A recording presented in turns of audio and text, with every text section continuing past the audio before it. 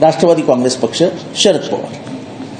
मी काल माझ्या पहिल्या मुलाखतीत किंवा माझा जो पहिला बाईट घेतला आणि रिझल्ट आल्यानंतर तेव्हाच सांगितलेलं, आमचा प्राण शरद पवार, आमचा पक्ष शरद पवार, आमची निशाणी शरद पवार आणि आमचा जीव शरद पवार. शरद पवारांशिवाय या पक्षात काहीच नव्हतं. शरद पवारांनी हा पक्ष जन्माला घातला हे नियतीने दाखवून दिलं. आता नियतीने नावच दिलं शरद पवार, कारण का त्यांनी घड्याळ मनगटावरनं चोरलं पाकिट मारासारखं. पण मनगट आमच्याकडेच आहे ना.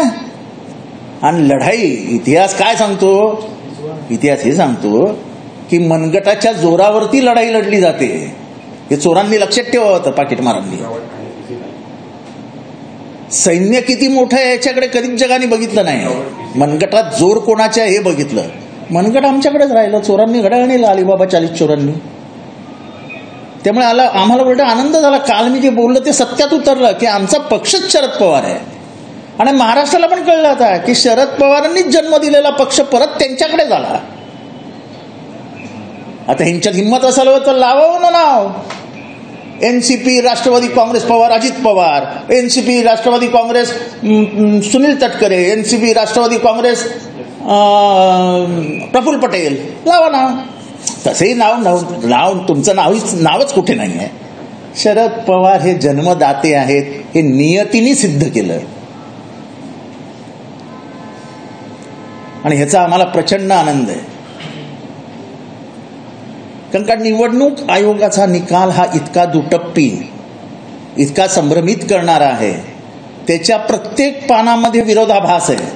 प्रत्येक पानामध्ये त्यांनी आमच्याकडनं सादिक अलीची जी केस आहे, ज्याच्यामध्ये लेजिस्लेटिव्ह मेजॉरिटी, ऑर्गनायझेशनल मेजॉरिटी आणि अजून एक पर्याय दिला होता, त्यांनी सांगितलेलं सादिक अलीची केस बाजूला ठेवा. ते आमच्याकडे म्हणजे त्यांच्या जजमेंटमध्ये, म्हणजे ते पहिलं शेवटचं जे आर्ग्युमेंट झालंय त्याच्यामध्ये टाईप केलेला आमच्याकडे पुरावा आहे. त्यांनी सांगितलं तुम्ही एक पर्याय सुचवा काय करायचं. तर आम्ही पर्याय सुचवला की हा पक्ष बळकट करण्यासाठी कोणाचे प्रयत्न होते आणि कोणी हा पक्ष बळकट केला हे आपण शोधून काढावं. तर त्यांनी पेपरमध्ये असं टाईप केलं की आम्ही ह्यांना पर्याय द्या म्हणून सांगितलं, तरी यांनी कुठलाही पर्याय दिला नाही. इतकं खोटं, धादांत खोटं इलेक्शन कमिशन कसं बोलू शकतं?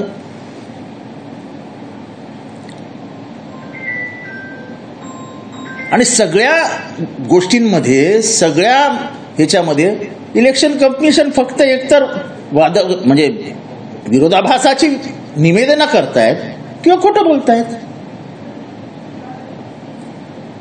आणि माझं स्पष्ट मत आहे, इलेक्शन कमिशन ऑफ इंडिया नाहीच, कठपुतली आहे ती. कठपुतली इन्स्टिट्यूशन. 2019 पासून ह्या पक्षामध्ये फूट पडली होती किंवा विरोध सुरू झाला होता, रिव्होल्ट सुरू झाला होता. मग 2019ला अजित पवारांनी उपमुख्यमंत्री पदाची, म्हणजे ते काय ते फायनान्स मिनिस्टरची शपथ कशाला घेतली? शेवटी काकांच्या पायावर गेल्यानंतर काकांनी माफ केला म्हणून ते मिळालं ना. इलेक्शन कमिशनला कुठल्या शक्तीने येऊन सांगितलं की बंड सुरू झालं होतं?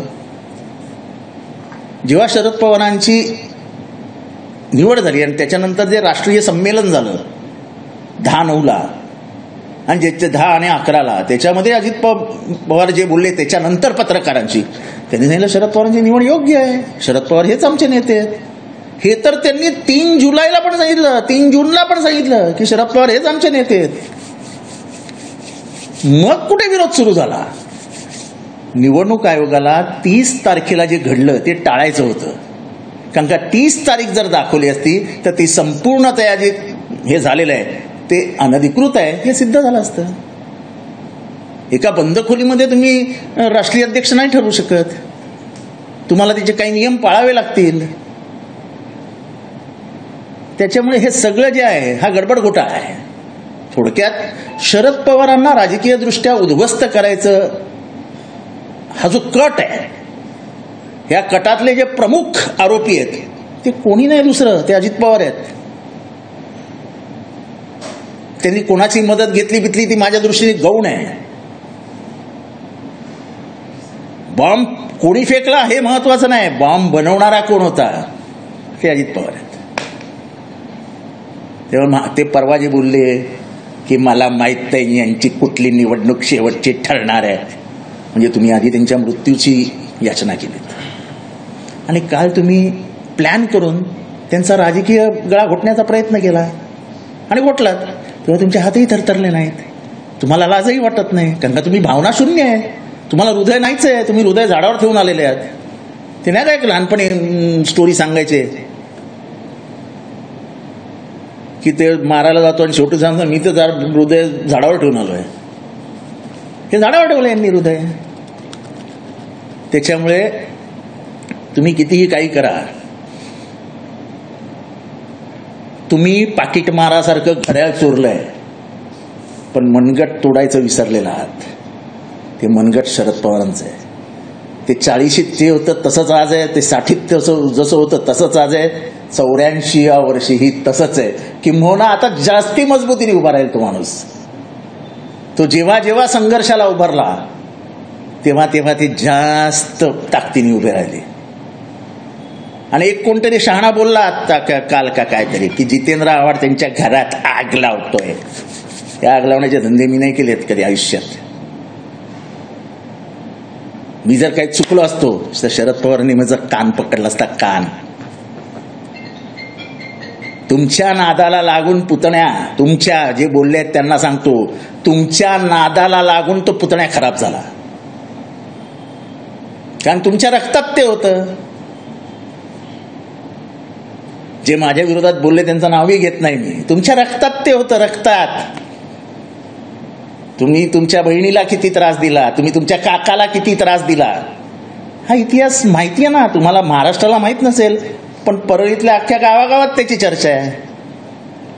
तेव्हा मला नाही बोलायचं आणि तुमच्यासारख्याने तो बोलायचंच नाही. तो बोलण्याचा अधिकार फक्त एकाला आहे, शरदचंद्र गोविंदराव पवारांना. मी जे बोललोय तो उघडपणाने बोललोय, मागे नाही वळून बोललो की तुमच्या भाषणात हे सिद्ध होतो की तुम्हाला प्रतिभा काकींचं कुंकूच पुसायचंय आणि काल राजकीय हत्या केलीत तुम्ही. आम्ही चुकीचं काय बोलतोय? आम्ही चुकीचं अजिबात बोलत नाहीये. ज्या पक्षाची स्थापना शरद पवारांनी केली होती, ज्या पक्षाची निर्मिती शरद पवारांनी केली, ज्या पक्षाचे संगोपन शरद पवारांनी केलं, ते वाढवलं शरद पवारांनी, ते मोठं केलं शरद पवारांनी. वृक्षा एवढं मोठं करून तुम्हाला सावली दिली शरद पवारांनी. त्या वृक्षाच्या मुळाशीच घ्याव घातलात ना राजा तुम्ही, आणि वरती तोंड करून बोलताय. ते आता प्रफुल्ल पटेल बोलले स्पीकिंग ऑर्डर आहे. अहो आम्ही वाटली ना स्पीकिंग, आम्हाला पण इंग्लिश येतं, आम्हालाही कळतं. पण प्रफुल्ल पटेलची निर्मिती कोणी केली? 91 साली लोकसभेचं पहिलं तिकीट कोणी दिलं? दिल्लीमध्ये तुमच्या अस्तित्वाची ओळख कोणी करून दिली? हाताला धरून दिल्लीमध्ये कोणी फिरवलं?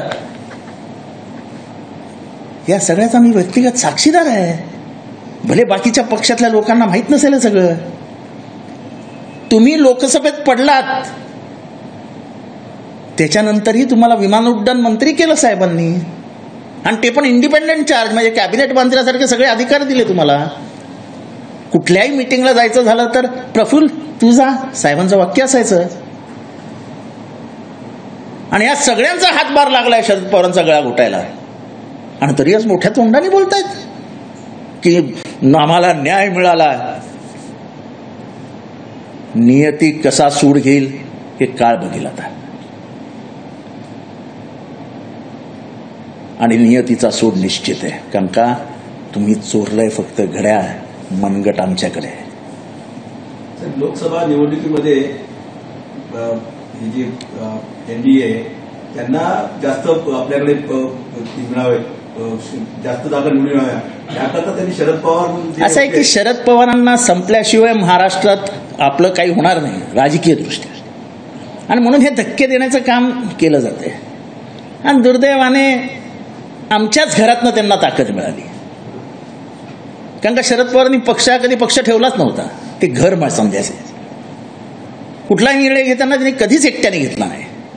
हे 10 जण जे आता बडबडतायत ना, तेच 10 जण प्रमुख बजावून बसायचे आणि पक्षाचे निर्णय व्हायचे.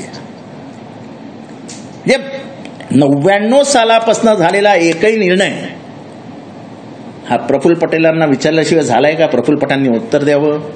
हा अजित पवारांना विचारल्याशिवाय झालाय का? अजित पवारांनी उत्तर द्यावं. हा छगन भुजबळांना विचारल्याशिवाय झालाय का?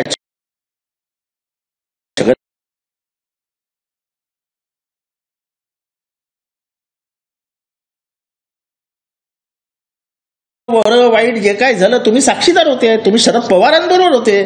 शरद पवार तुमचंच ऐकायचे, दुसरं कोणाचं ऐकायचंच नाही. निवडणुकीच्या तोंडावर साहेब तुम्हाला नवीन चिन्ह भेटले आहे. अरे काय नवीन चिन्ह पोचव. नवीन चिन्ह अजून मिळालं नाही, ते येईल. सोशल मीडिया आहे ना आता, आणि कार्यकर्ते आहेत जिवंत.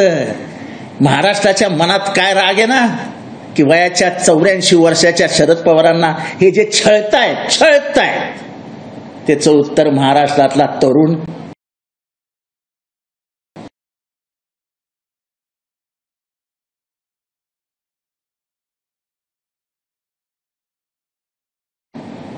एका मोठा, म्हणजे मी नेहमी सांगतो तुमचा एक निर्णय सांगा कोणाचाही जो अजरामर आहे. सांगा उद्या अख्खा 24 तास विचार आणि सांगा की आमचा हा निर्णय अजरामर आहे. तुम्ही फक्त सुप्रमा केलं, तटकरे काय आणि अजित पवार काय, आणि म्हणून एवढे आरोप झाले. शरद पवारांवर का नाही कधी आरोप झाले सिद्ध झाले? शरद पवारांचा एक एक निर्णय वेचून बघा, एक निर्णय ऐतिहासिक निर्णय आहे. रोजगार हमी योजना 77, त्याच काळामध्ये मराठवाडा विद्यापीठाचा ठराव, महिलांना आरक्षण, मंडळ आयोग, असे मी 100 निर्णय वाचून दाखवतो. शेतीमध्ये, अर्थशास्त्रामध्ये, राजकीय दृष्ट्या, सोशलॉजीमध्ये. आणि तुम्ही सांगा ना तुमचा एक निर्णय. तुम्ही तेवढेच वर्ष आहात ना. आज नाही म्हणायला गेलं तरी 25 वर्ष आहेत ना निर्णय प्रक्रियेत. काय तुमचा एक निर्णय सांगा ना की बाबा आम्ही हा निर्णय घेतला आणि तो महाराष्ट्राच्या भविष्यासाठी उपयोगी पडेल. आज आणलं ना त्यांनी महिलांना मुख्य प्रवाहात. आज प्रत्येक गावातली दलित महिलाही महापौर होऊ शकते ना. हे शरद पवार आहे. तो अख्खा लातूर जाऊन बसून उभं करून घेतलं. भूकंप झाल्यावरती 1 तासात पोचणारा तो पहिला माणूस होता. गावातल्या लोकांना माहित नव्हतं बाजूच्या काय झालं, तेव्हापर्यंत शरद पवार गावात होते.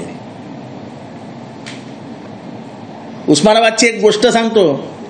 त्यांचं गारा पडायला लागला म्हणून त्यांच्या हेलिकॉप्टर खाली उतरवलं. ते खाली उतरवल्यानंतर ते गारा पडत असताना ते शेतात गेले आणि शेतीचं नुकसान बघितल्यावरती 4 दिवस तिथेच राहिले.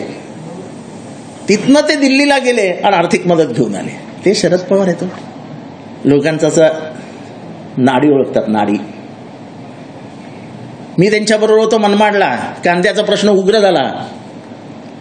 ते तिथनं मुंबईला येणार होते. मलाच सांगितलं फोन कर, विमान मागव ओझरला. मी ओझरवरनं दिल्लीला जातो.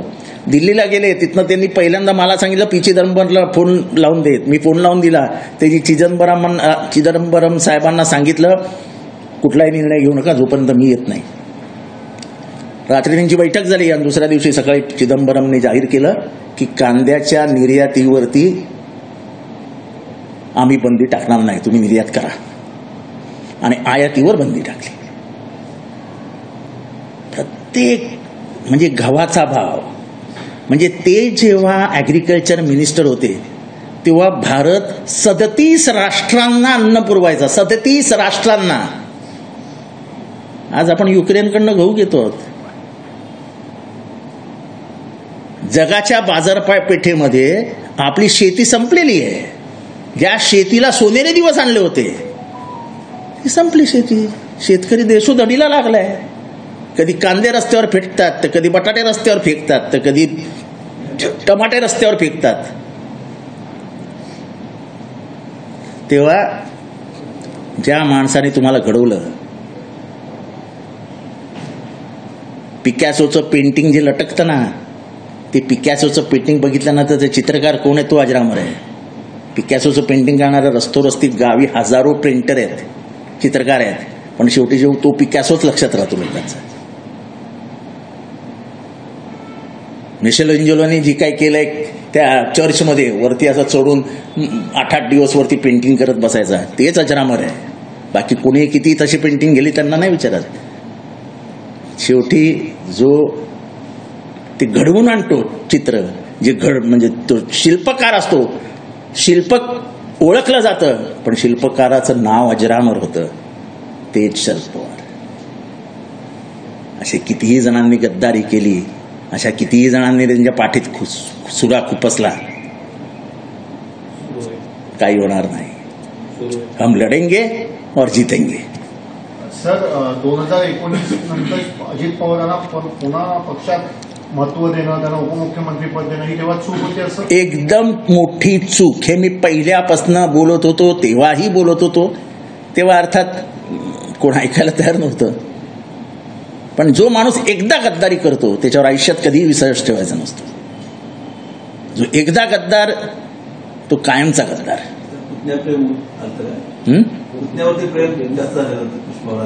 जे काय असेल ते मला माहित नाही. आता पुतणा येऊन पायाशीच पडून रडायला लागला तर शेवटी त्यांना पण हृदय आहे ना. जे ह्या लोकांना वाटतं की शरद पवारांना हृदयच नाहीये, तसं नाहीये. तो सुद्धा माणूस आहे, त्यालाही वेदना आहे. तो दाखवत नाही, गोष्ट वेगळी. शरद पवारांच्या चेहऱ्यावरती आजही मी बघितलं की जराही असं आपण कसे त्रासतो की साला काय झालं यार, त्यांना जराही कुठेही मला असं दिसलं नाही की ते त्रस्त आहेत. त्यांना काय देवानी शक्ती दिली आहे देवाच ठाऊक बाबा. पण आता स्वतःचा पुतणा पायावर पडला आणि रडायला लागला तर काय करणार. वडील भावाने वाढवलेला मुलगा जर असा निघाला जो त्यांच्या मृत्यूचीच वाट पाहतोय तर काय करणार शरद पवार. म्हणजे मी त्या दिवशी बोललो की प्रतिभा, म्हणजे आम्ही त्यांना काकी म्हणतो किंवा ताई म्हणतो, ज्यांनी त्याला खायला घातलं, खायला तिच्या कंकवाचा तरी विचार करायचा हे सगळं बोलताना. आता राजकीय हत्या घडवून आणली. ज्यांनी बनवलंय ना त्यांनीच दाबला शरद पवारांचा गळा. अर्थात ते या सगळ्यातनं फिनिक्स पक्षी येतो, तो राखेतनं उडेल आणि विश्व बनवेल. तो विश्वनिर्माता आहे. तो स्वतःचं विश्व बनवेल आणि त्याच्यात लहान लहान जे काय आज कार्यकर्ते आहेत त्यांना सगळ्यांना समावून घेईन आणि तेच ह्या काळचे पुढचे नेते असतील आणि ते शरद पवारच बनवतील महाराष्ट्रात. मुख्यमंत्र्यांनी अशी ही दिली प्रत्येकी जे निवडणूक आयोगाने जो निर्णय दिलाय तो बहुमताच्या जोरावर दिलाय असं मुख्यमंत्र्यांनी काल प्रतिक्रिया दिली. असं आहे की आमच्या प्रकरणात वेगळं होतं. आमच्याकडनं मागितलं गेलेलं की ह्या 3 टेस्ट सोडून, म्हणजे सादिक अलीचा जो निर्णय आहे त्याच्यात आता खोलात जायचं नाही आहे. तुम्ही तुमच्यातर्फे काय टेस्ट घेण्यात यावी हे टेस्ट द्या. आम्ही त्यांना वेगळी टेस्ट सुचवली होती. आज त्यांनी त्यांच्या जाहीर झालेल्या निकालात सांगितलं आहे की आमची त्यांच्याकडे टेस्ट मागितली होती आणि टेस्ट दिलीच नाही आम्हाला लिहून. आमच्याकडे कागदोपत्री पुरावे आहेत की आम्ही टेस्ट दिली होती. याचाच अर्थ की इलेक्शन कमिशन हे मॅनेज झालं होतं. त्याच्यामुळे ह्या देशातल्या लोकशाहीची एक संस्था आहे. ती लोकशाहीचा बुरुज ढासळू नये म्हणून इलेक्शन कमिशनने प्रयत्न करायचे असतात. तेच जर त्या बुरुजावरती बुलडोजर चालवत असतील तर काय करायचं पुढे. सर, एक राष्ट्र एक पक्षाच्या दृष्टीने चाललेली हालचाल आहे का? कारण की शिवसेनेनंतर राष्ट्रवादी स्थानिक पक्ष संपवण्याच्या दृष्टीने ज्या प्रकारे मला एवढंच दिसतंय की एकीकडे ठाकरेंचं घर उद्ध्वस्त करायचं आणि दुसरीकडे पवारांना उद्ध्वस्त करायचं, पवारांना वाकवायचं, शरण येतील का हे बघायचं. अरे ते महाराष्ट्राचं रक्त आहे, महाराष्ट्राचं.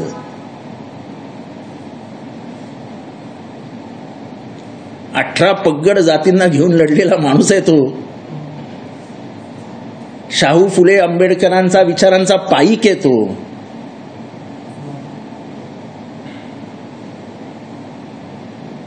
आरक्षण, महिला शिक्षण, रयत शिक्षण संस्था, कबड्डी, कुस्ती, क्रिकेट असं बहुआयामी व्यक्तिमत्व दाखवावं कोणाचं एकाच महाराष्ट्रात. विधानसभेचे अध्यक्ष नागेकर म्हणाले की अपत्याचा निर्णय राष्ट्रवादीच्या निवडणूक आयोगाच्या निर्णयावर आधारित. आम्हाला ते माहिती होतं, आम्हाला हे सगळं माहिती आहे. त्यांचा निर्णय टाईप कुठनं करून येऊन घेणार आहेत, ते कोण टाईप करणार आहे, सगळं आम्हाला माहिती आहे. त्याच्यात काय मोठे असं आहे की त्याच्यामध्येच घोळ आहे. कारण का सुप्रीम कोर्टामध्ये Subhash Desai versus chief secretary Maharashtra government ह्यांचा जी याचिका होती त्याच्यावरती जे निर्णय दिलेला आहे सुप्रीम कोर्टाच्या 5 जजेसच्या बेंचनी, त्याच्यामध्ये 147 आणि 148 नावाचा जो पॅरेग्राफ आहे त्याच्यामध्ये सुप्रीम कोर्टाच्या जजेसनी स्पष्ट म्हटलंय आणि ते चंद्रचूडनी म्हटलेलं आहे, माननीय हिज लॉर्डशिप चीफ जस्टिस चंद्रचूडांचं म्हणणं असं आहे की जेव्हा अपात्रतेविषयी याचिका चालू असते तेव्हा अशा प्रकारचा कुठलाही निर्णय घेणं हे संविधानाला धरून होणार नाही. हा माझ्या अंदाजाने 147वा पॅरेग्राफ आहे त्या निर्णयातला. कारण का डिस्क्वालिफिकेशन पिटिशन चालू असताना तुम्ही निर्णय कसा देऊ शकता? तुम्हाला काय माहिती कोण डिस्क्वालिफाय होणार नाही होणार? आणि सर्वोच्च न्यायालयाचा निर्णय आहे, त्यांनी लिहिलंय त्याच्यात. त्यांनी जरी असं म्हटलं की election commission can take its own decision, पण त्यांनी त्याला एक जॉईन करून दिलेलं आहे, ते सूचित केलंय तुम्ही असं करू नका. सर्वोच्च न्यायालय कधी असं सांगत नाही, कारण का ती क्वासी ज्युडिशियल अथॉरिटी आहे, कारण का ती एक इन्स्टिट्यूशन आहे. त्या इन्स्टिट्यूशनला त्यांनी सूचना केली आहे की तुम्ही असं वागू नका. आणि ती चंद्रचूडांसमोरच आता या याचिका परत जाणार आहेत, त्यांचाच हा निर्णय आहे. म्हणजे सर्वोच्च न्यायालय पण आम्ही विचारत नाही. हे जे काही देशामध्ये चालवण्याचं काम सुरू झालंय ते अतिशय दुर्दैवी आहे. त्या पद्धतीने चंदीगडच्या ते रिटर्निंग ऑफिसरनी मतपत्रिकेमध्येच फिरवून टाकले सगळे. तिथेच दिसतंय ना हिंमत किती वाढत चालली आहे. ही राष्ट्रविरोधी कारवाई आहे, ही बाबासाहेब आंबेडकरांच्या संविधानाविरुद्ध कारवाई आहे. तुम्हाला निवडणूक निर्णय अधिकारी बनवलं म्हणून तुम्ही काही कराल काय? मारली ना चपरा चंद्रचूड साहेबांनी की ही लोकशाहीची हत्या आहे. आणि अशाच हत्या प्रत्येक संस्था जर करायला लागल्या तर लोकशाही जिवंत कशी राहणार? आपल्याला लोकशाही वाचवण्यासाठी बाहेर पडायचं आता. आणि नशीब बघा ना, मी कालच बोललो होतो, आमचा पक्ष शरद पवार, आमचा प्राण शरद पवार, आमची निशाणी शरद पवार. आज निवडणूक आयोगानेच ते देऊन टाकले आमच्या हातात, राष्ट्रवादी काँग्रेस पक्ष शरद पवार. अजून काय पाहिजे? ते काय आमचं झालं, हे बॅनर पण झालं आमचं तयार.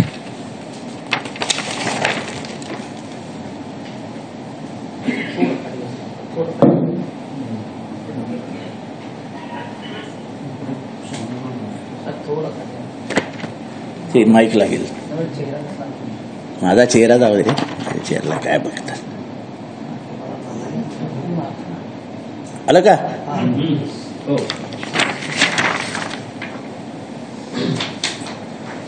सर, हिंदी में जानना चाहेंगे, चुनाव आयोग द्वारा राष्ट्रवादी कांग्रेस पक्ष शरद पवार ने जो नाम दिया गया है, इस तरीके से लगातार जो जश्न मनाया जा रहा है उसको लेकर क्या कहना चाहते हैं? बराबर दिया गया है. हालांकि हम पहले कल ही मैंने बोला था कि हमारी जान शरद पवार है, हमारी पार्टी शरद पवार है, हमारा चिन्ह शरद पवार है, हमारा सब कुछ शरद पवार है. ये पार्टी को जन्म किसने दिया था? 99 में पार्टी को किसने जन्म दिया था? शरद पवार जी ने. इन लोगों को बनाया किसने था? शरद पवार जी ने.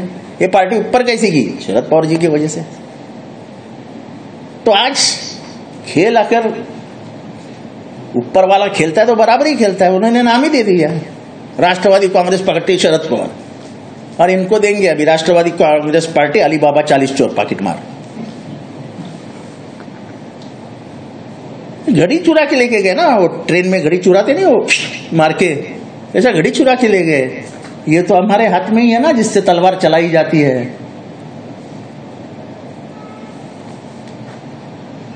वो एक मराठी में गाणं आहे, तुम्ही पण घ्या. काळ्या छातीवरती कोरली अभिमानाची लेणी, पोलादी मनगटे खेळती खेळ जीवघेणी. पोलादी मनगटे ते शरद पवार. महाराष्ट्र गीतातलं हे कडवं आहे. पोलादी मनगटे खेळती खेळ जीवघेणी. आणि त्याच्यातलंच आहे की दिल्लीचाही तख्त राखितो महाराष्ट्र माझा. तो महाराष्ट्र शरद पवारांमध्ये आहे आणि तोच दिल्लीचा तख्त राखेल महाराष्ट्राचा. सर, अजित पवार द्वारा जो है पार्टी कार्यालय में मुझे दबाव बनाया पूछा जा रहा है. अब जिस तरीके से पार्टी कार्यालय ऐसा है, तुम जितना शरद पवार को उतनी ही जनता तुमको करेगी. करो और शरद पवार को सताओ. तुमको क्या लगता है, जनता को अच्छा लगता है? तुम उसके मरने की प्रार्थना याचना करोगे, तुम उसको गला दबा के उसकी राजकीय हत्या करने का प्रयास करोगे. उसके घर से निकाल तो दिया, अब पार्टी ऑफिस से भी खींच लो उसको बाहर. अरे हम राजनीति फुटपाथ पे बैठ के करेंगे यार, हमने थोड़ी कभी कोई राजा के घर में जन्म लिया है तो हमको कुछ फर्क गिरता है। हम तो जिंदगी में पहले से ही फुटपाथ थे, आज भी फुटपाथ पे, कल भी फुटपाथ पे रहेंगे। मेरे जैसा कार्यकर्ता तो झंडे बैनर बिनर लगा के इधर तक आया है, मेरे को कुछ नहीं फर्क गिरता है। मैं अजित पवार थोड़ी हूं। स्टेशन पे झंडा लगाओ, स्टेशन पे आंदोलन करो, इधर आंदोलन करो, आंदोलन के कम से कम 100 गुने होंगे मेरे पास आज तक। अजित पवार बता दे वे गुना लिया है क्या, वो कार्यकर्ता है क्या? उसने शरद पवार का सिर्फ इस्तेमाल किया, शरद पवार के नाम पे अपना जीवन सुधारा। वो सब सत्ता की राजनीति कर सकता है। सत्ता जिथे बोजा तिथे सोजा। राजकारण हे सत्तेसाठी करायचं नसतं, तो लोककल्याणकारी राज्याचा एक मार्ग असतो। आणि लोककल्याण हे यांच्या दृष्टीने नाहीच, म्हणजे जे डोळ्यात यांच्या विचारात नाहीच। राजकारण कशासाठी करायचं हे समाजशास्त्रामध्ये सांगितलं गेलं की लोककल्याणकारी राज्याचा निर्माण करण्यासाठीचा तो मार्ग आहे, राजमार्ग। ह्याने जी गल्ली बनवून टाकली, गल्ली। लोककल्याणकारी राज्यासाठी ही भूमिका आहे तुमची, हा प्रश्न तुम्हाला महाराष्ट्र नक्की विचारेल। 2019 में अजित पवार को फिर पार्टी में लेना कहीं ना कहीं देखो ऐसा है, मेरी भूमिका स्पष्ट, मैं तभी भी दिल से नाराज था जब उनको पार्टी में लिया गया, क्योंकि वो व्यथित शरद पवार हमने देखे थे। और वो झूठ मूठ की बातें बताना हमेशा कि मी कधीतरी तोंड उघडीन, मी कधीतरी तोंड उघडीन, वो डरावना माहौल तैयार करना, यही काम वो कर सकता है, बाकी कुछ नहीं काम कर सकता है। ये नहीं बताएगा कि शरद पवार ने मेरे को, मैं भाग जाने के बाद भी मेरे को उप मुख्यमंत्री बनाया, ये नहीं बोलेगा कभी। लेकिन जनता जानती है ना, लोकतंत्र में अगर चाबी किसके हाथ में है तो वो आम जनता है ना। आम जनता जानती है ना तुम भागे कैसे थे, कौन से प्राइवेट प्लेन से उड़ गए थे, कैसे तुम्हारे 2 दिन फोन ऑफ थे और फिर तुम कैसे आए, फिर कैसे कॉम्प्रोमाइज हुआ, वो दुनिया को नहीं मालूम, हमको तो मालूम है ना। इतने दिन हम शांत बैठे थे कि वो शरद पवार के लाडले थे तो हम कुछ नहीं बोलते थे, पर अगर शरद पवार जी का सबसे ज्यादा इस्तेमाल सत्ता में अगर किसी ने किया होगा तो वो अजित पवार है। उनको बोलो हिंदी में एक भाषण करे, राष्ट्रीय अध्यक्ष है ना अभी तो घोषित नहीं हुए, इलेक्शन कमीशन ने कहा कि उनका चुनाव भी बराबर नहीं है। उनको बोलो एक हिंदी में भाषण देके दिखावे दिल्ली के तालकटोरा स्टेडियम पे, एक इंग्लिश का भाषण देके दिखावे यूएनओ में। जितने वो पढ़े उतने ही शरद पवार पढ़े, तभी तो इतने चैनल्स नहीं थे, इतने न्यूज़पेपर नहीं थे, ये नहीं था, वो नहीं था, तो भी शरद पवार का भाषण यूएनओ में हुआ, शरद पवार का भाषण डेवॉस में हुआ। पूरा दुनिया के इकोनॉमिक वर्ल्ड में, एग्रीकल्चर वर्ल्ड में शरद पवार जी को जाना पहचाना जाता है। खुद मनमोहन सिंह ने कहा कि मेरी लिबरल इकोनॉमी का जो थॉट प्रोसेस है उसको ताकत मुझे कहां से मिली, तो व्यक्ति का नाम शरद पवार है। मनमोहन सिंह ने दावोस में 91 में शरद पवार जी जब गए थे उसके बाद ये मनमोहन सिंह ने कहा था, who is considered to be father of ये सब लिबरलाइजेशन। और जो 10 साल भारत ने निकाले, जब इकोनॉमिक डाउनफॉल हुआ पूरा विश्व में, भारत का उसको तकलीफ नहीं हुआ, भारत को अमेरिका उड़ गई थी, तब भी मनमोहन सिंह ने भारत संभाला। वो मनमोहन सिंह कहते हैं कि मेरे लिबरल इकोनॉमी का जो थॉट प्रोसेस था, जो मुझे भारत में लाना था, उसका सबसे बड़ा सपोर्टर और जिसकी ताकत मुझे मिली उसका नाम शरद पवार है। चुनाव आयोग द्वारा राष्ट्रवादी कांग्रेस पार्टी पक्ष शरद पवार नाम तो दे देगा, लेकिन चुनाव चिन्ह क्या होगा आपके माध्यम से, क्या वो शरद पवार जी तय करेंगे, वो मेरा काम नहीं है। ही इज आवर बॉस, और हम वो नहीं है कि बॉस को कुछ सूचित करेंगे, बॉस के आगे जाएंगे, नहीं। जिएंगे मरेंगे उसके लिए। सर, अमित शहा म्हणाले होते येणाऱ्या काळामध्ये राजकीय पार्टी शिल्लक राहणार नाही, त्यामुळे उद्धव ठाकरे असतील किंवा शरद पवार असतील हे झुकत नव्हते, म्हणून त्यांची पार्टी फोडून किंवा त्यांच्या त्या असं महाराष्ट्रातली जनता हुशार आहे, हो लय हुशार आहे महाराष्ट्रातली जनता। आणि ते चिन्ह भिन्न काय नसतं, म्हणजे आता तुम्हाला खूप वेळ झाला माझी बाईट घेऊन. 1977 साली जनता पार्टीची स्थापना झाली, तेव्हा तर तुमचा टीव्ही पण नव्हता. 1 महिना होता निवडणुकीला. जयप्रकाश नारायणांनी सगळ्यांची मोठ बांधली होती आणि पहिल्यांदा त्यांनी चिंता घेतलं नांगरधारी शेतकरी, आणि त्यांची घोषणा होती देशासाठी कष्टकरी नांगरधारी शेतकरी. आणलं ना सत्तेवर. लोकांच्या मनात असलं तर ते इंदिरा गांधींचाही पराभव 1,80,000 मतांनी रायबरेलीत जयप्रकाश नारायणांच्या हातात नव्हतं. अलाहाबादचा बादशाह ओळखला जायचा हिम्मती नंदन बहुगुणा, तेही 1,80,000 मतांनी हरले होते. ग्वाल्हेरमध्ये अटल बिहारी वाजपेयी 1,80,000 मतांनी हरले होते. लोकांचा काही भरोसा नसतो. लोक इथपर्यंत सहन करतात, ह्याच्यावरती गेली की कापून टाकतात. महाराष्ट्रात ती वेळ येईल.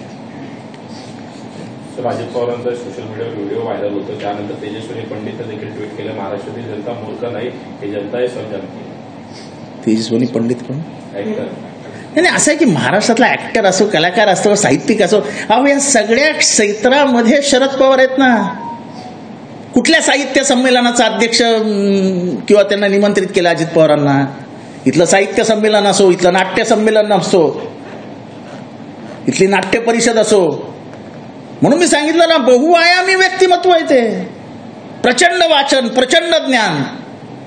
बीकेसी उदाहरण देतो, कोणाला माहित नसेल. ते सिंगापूरला गेले होते, सिंगापूरला एक पुस्तक वाचलं त्यांनी, आणि हे त्यांना ते एक नवीन सिटी अशी त्यांच्या मनात आली. उतरले विमानातनं, लगेच कॅबिनेटला गेले. कॅबिनेटमधनं सगळ्या सेक्रेटरीला सांगितलं मला येऊन भेटा. त्यांना सगळ्यांच्या मनात घातलं की आपल्याला बीकेसी मध्ये हे बनवायचं आहे. सगळ्या सेक्रेटरीने विरोध केला. ते म्हणाले आपण बनवायचं म्हणजे बनवायचं. आणि आजची बीकेसी जी मुंबईत उभी आहे ना, सर्वात महागडी वास्तू जिथे मिळते, ती देण महाराष्ट्राला आणि मुंबईला दिली आहे शरद पवारांनी. सर, पार्टी फंड पे भी दावा करने वाले. अरे छोड़ो यार, सब पे दावा करने दो. हम वड़ा पाव खा के जिंदा रहने वाले आदमी यार. मिसल पाव खाएंगे, हमको थोड़ी 5 स्टार लगता है खाने के लिए. अरे भूखे पेट लड़ेंगे उसके लिए जिसने हमको हमारा निर्माण किया है. सब पे दावा बोलने दो उसको, सब पे. शरद पवार पे तो दावा नहीं बोल सकते ना अभी. ताकत तो शरद पवार है. उनको तो सिर्फ क्या फंड, बिल्डिंग यही दिखती है. शरद पवार का दिल नहीं दिखा उनको. दिल तोड़ के चल दिए. सर, अजित पवार गटाकडनं पक्ष कार्यालयावरती आणि फंडावरती पण दावा जाऊ शकतो का? जाऊन द्या त्यांना. जो दावा करायचा आहे तो करू द्या. महाराष्ट्राच्या जनतेला समजूत द्या ह्यांच्या मनात किती द्वेष होता शरद पवारांबद्दल. तो परवा दिसला द्वेष. मग माझ्यावर टीका केली की हा धचा मा करतो. शरद आजपर्यंत अजित पवारांनी एक्सप्लेनेशन दिलंय असं कधी पाहिलं होतं कोणी महाराष्ट्रात? काय एक्सप्लेनेशन द्यायला बाहेर आले? जर मी नाटकी बोललो होतो तर तुमच्या मनातलं, तुमच्या हृदयातलं खरं बाहेर आलं. खरं. आणि मी भांडत लावत नाही, आणि होय भांडण लावीन मी. ज्या पद्धतीने तुम्ही शरद पवारांना छळलंय त्याचे भोग तुम्हाला भोगावेच लागतील. एबीपी माझा, उघडा डोळे बघा नीट.